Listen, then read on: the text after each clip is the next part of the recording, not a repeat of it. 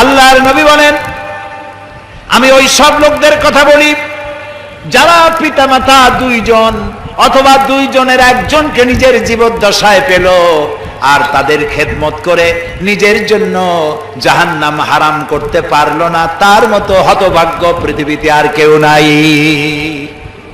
নিজের জন্য জান্নাত ওয়াজিব করতে পারলো না আর জাহান্নাম হারাম করতে পারলো না, ওর মতো হতভাগ্য আর কেউ নাই। হযরতে আবু দাউদের এক হাদিসে এসেছে, আব্দুল্লাহ ইবনে আমর রাদিয়াল্লাহু তাআলা আনহুমা বলছেন, রাসূলের কাছে এক যুবক এসে বললেন, ইয়া রাসূলুল্লাহ, আমি আমার মায়ের বিরুদ্ধে আপনার কাছে অভিযোগ জানাতে এসেছি। কি অভিযোগ? কয় যে আমার মায়ের মেজাজ খুব খারাপ। রাসূলুল্লাহ বললেন, তোমার মা যখন তোমার পেটে নিয়ে 8 মাস 10 মাস ঘোরাঘুরি করছে তখন তো তার মেজাজ খারাপ ছিল না। সাহাবী বলছেন, হে রাসূল, আমি সত্যি বলছি আমার মায়ের মেজাজ দারুণ খারাপ। রাসূলুল্লাহ বললেন, তোমার মা যখন রাতের পর রাত জাগতো এবং তোমাকে দুধ পান করাতো তখন তো তার মেজাজ খারাপ ছিল না। সাহাবী বলছেন, হে রাসূল, আমি আমার মায়ের সে দুধের হক আদায় করে দিছি। কিভাবে? তো তিনি বললেন যে আমি আমার মাকে ঘাড়ে করে হজ করেছি, বুড়ি মানুষ, ঘাড়ে করে হজ করেছি, তাওয়াফ করেছি, মিনা মুজদালিফা করেছি, সব করেছি। আমি আমার মায়ের দুধের হক আদায় করে দিয়েছি। প্রিয় নবী সাল্লাল্লাহু আলাইহি সাল্লাম বলছেন, তুমি কি তোমার মায়ের সেই কষ্টের বদলা দিতে পারো যা তুমি তোমার মা তোমাকে ভূমিষ্ঠ করার সময়, প্রসব করার সময় তোমার মা যে কষ্ট করেছিল, তুমি কি সারা জীবনেও সেইটার প্রতিদান দিতে পারবে? সুবহানাল্লাহ। এই জন্য মা বাপের প্রতি ইহসান করতে হবে, তাদেরকে ভালোবাসতে হবে। তবে এরকম বহু লোক আছে আমাদের মধ্যে যে মা বাপকে খারাপ ব্যবহার করেছে, ইতিমধ্যে মা বাপ মারা গেছে। হইতে পারে এরকম লোক মাহফিলের মধ্যে আছে, মা বাপ মারা গেছে, এখন আজকেই ওয়াজ শুনলো, মা বাপের জন্য খেদমত করা ছিল ফরজ, এই দায়িত্ব তো পালন করতে পারিনি, এখন কি হবে? রাসূলুল্লাহ বলছেন, মাতা পিতার মৃত্যুর পরে সন্তানের 4টি হক আছে। কয়টি হক? মুখস্থ করেন, কয়টি হক? মা বাপ মরে যাওয়ার পর সন্তানের উপরে 4টি হক।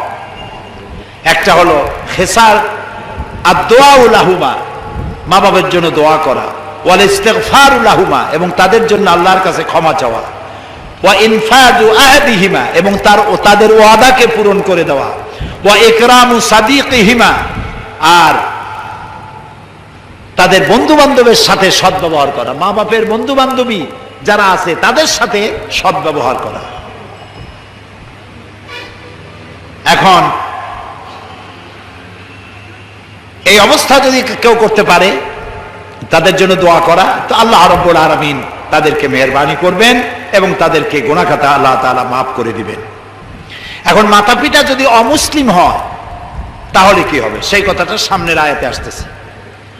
আল্লাহ রাব্বুল আলামিন বলেন, ওয়া ইন জাহাদাকা আলা আন তুশরিকা বিমা লাইসা লাকা বিহি ইলম ফালা তুতি'হুমা ওয়া সাহিবহুমা ফিদ দুনিয়া মা'রুফা ওয়াত্তাবি' সাবিলা মান আনাবা ইলাইয়া সুম্মা ইলাইয়া মারজি'উকুম ফাউনাব্বিউকুম বিমা কুনতুম তা'মালুন।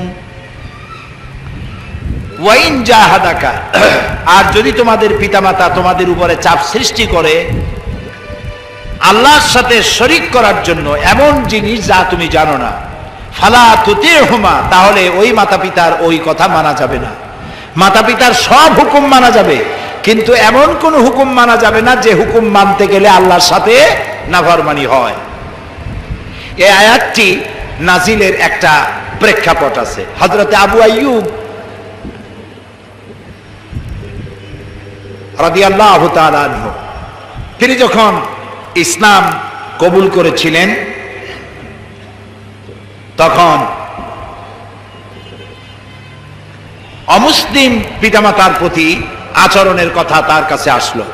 অর্থাৎ তিনি ইসলাম কবুল করার পর তার মা তাকে জিজ্ঞেস করলেন যে তোমার ইসলামে তো আছে মা বাবার কথা শুনতে হবে, তুমি ইসলাম কবুল করেছো, এটা আমার সহ্যের বাইরে, তুমি ইসলাম পরিত্যাগ করো, না করা পর্যন্ত আমি ভাত পানি কিছু গ্রহণ করব না। বিপদ হয়ে গেল না? তখন এই সাহাবী গিয়ে রাসূল করিম সাল্লাল্লাহু আলাইহি সাল্লামের কাছে গিয়ে নালিশ করলেন, ফরিয়াদ করলেন, হে রাসূল আমি এখন কি করব? আমার মা খাওয়া দাওয়া বাদ দিয়ে দিয়েছে, আমাকে ইসলাম পরিত্যাগ করার জন্য বলছে। রাসূলুল্লাহ বললেন মা বাবার সব কথা মানা যাবে, কিন্তু আল্লাহর সাথে রাসূলের সাথে নাফরমানি হয় এমন কোনো কথা মানা যাবে না। তবে পিতামাতা যদি কাফের হয়, মুশরিক হয়, তাদের প্রতি সদ্ব্যবহার করতে হবে আর তাদের জন্য আল্লাহর কাছে দোয়া করতে হবে। হযরত আবু হুরায়রা রাদিয়াল্লাহু তাআলা আনহু তিনি ইসলাম কবুল করার পর তার মা ইসলাম কবুল করে নাই। একদিন হযরত আবু হুরায়রা রাসূলুল্লাহর দরবারে এসে রাতের বেলায় কাঁদতেছিলেন। আল্লাহর নবী প্রশ্ন করলেন, আবু হুরায়রা কাঁদো কেন? হযরত আবু হুরায়রা বলেন, ইয়া রাসূলুল্লাহ, হে মা আমাকে মেরেছেন। তিনি প্রশ্ন করলেন, মা মারলো কেন? বেয়াদবি করেছো নাকি? হযরত আবু হুরায়রা বলেন, না, কোনো বেয়াদবি করি নাই। তাহলে মারলো কেন? হযরত আবু হুরায়রা বলেন, ইয়া রাসূলুল্লাহ, আমি আপনার দরবার থেকে গভীর রাত্রে বাড়ি ফিরে গিয়েছিলাম। আমার মা আমাকে প্রশ্ন করলো, আবু হুরায়রা কোথায় ছিলি?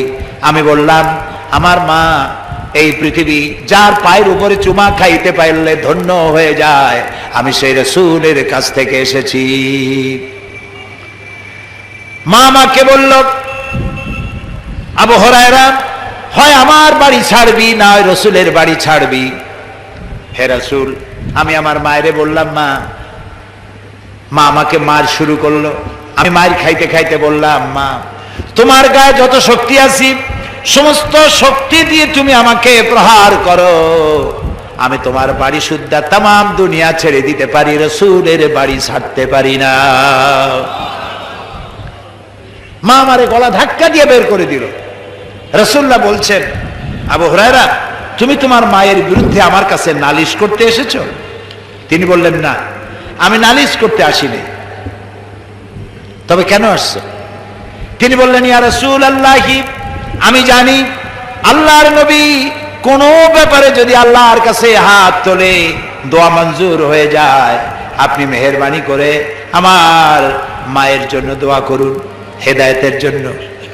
নবীজি হাত তুললেন, মুনাজাত করে বললেন, আল্লাহুম্মা হেদে উম্মা আবি হুরায়রা, হে আল্লাহ তাআলা আবু হুরায়রার মাকে তুমি হেদায়েত নসিব করে দাও। রাসূলুল্লাহ দোয়া করতেছেন দেখে হযরত আবু হুরায়রা দৌড় দিলেন। কয়েকজন সাহাবী পিছন থেকে টেনে ধরলেন। আবু হুরায়রা দৌড়াও কেন? কোনো বিপদ হলো নাকি? কয় না, বিপদ হয় নাই, আমারে দৌড়াতে দাও, আমি দৌড়াইয়া বাড়ি যে দেখতে চাই। আমি দৌড়াইয়া বাড়ি গেলাম আগে না, আমি বাড়ি পৌঁছবার আগে আল্লাহর নবীর দোয়া আমার বাড়ি পৌঁছে গেছে, ওইটা দেখতে চাই। হযরত আবু হুরায়রা বলেন, আমি বাড়ি গিয়ে দরজায় নক করলাম, আওয়াজ এলো, কে? আমি বললাম, মা আবু হুরায়রা, ফিরে এসেছি। মা বলল, বাবা অপেক্ষা করো, দরজা খুলে দিতেছি।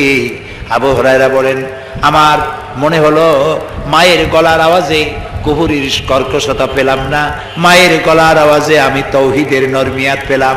আমার মনে হলো রাসূলের দোয়া আমি বাড়ি যাওয়ার আগে আল্লাহর আরশে পৌঁছে গেছে। মা আমার দরজা খুলে বাইরে বেরিয়ে চলে এসেছেন। আমি লক্ষ্য করে দেখলাম আমার মায়ের চুল দিয়া পানি পড়তেছে, তিনি গোসল করে এসেছেন। মা বলছে, বাবারে তোমাকে মারিয়া আমি বড় দুশ্চিন্তায় পড়ে গেছি, অনুশোচনা করেছি। আহারে, আবু হুরায়রা তো কোনো খারাপ জায়গায় যায় নাই, এমন একটি মানুষের কাছে গেছে যার চাইতে ভালো মানুষ আকাশের নিচে জমিনের উপরে নাই, আমি মারলাম কেন? আমি অনুতপ্ত হয়েছি। বাবা আবু হুরায়রা, আমি গোসল করে এসেছি, আমাকে তাড়াতাড়ি করে নিয়ে চলো, বিশ্ব নবীর দরবারে নিয়ে যাও। হযরত আবু হুরায়রা তার মাকে নিয়ে রাসূলের দরবারে হাজির হয়ে গেলেন। রাসূলুল্লাহ হযরত আবু হুরায়রার ফরিয়াদ শুনে বললেন, বুড়ি পড়ো লা ইলাহা ইল্লাল্লাহু মুহাম্মাদুর রাসূলুল্লাহ। জোরে পড়েন, লা ইলাহা ইল্লাল্লাহ, লা ইলাহা, লা ইলাহা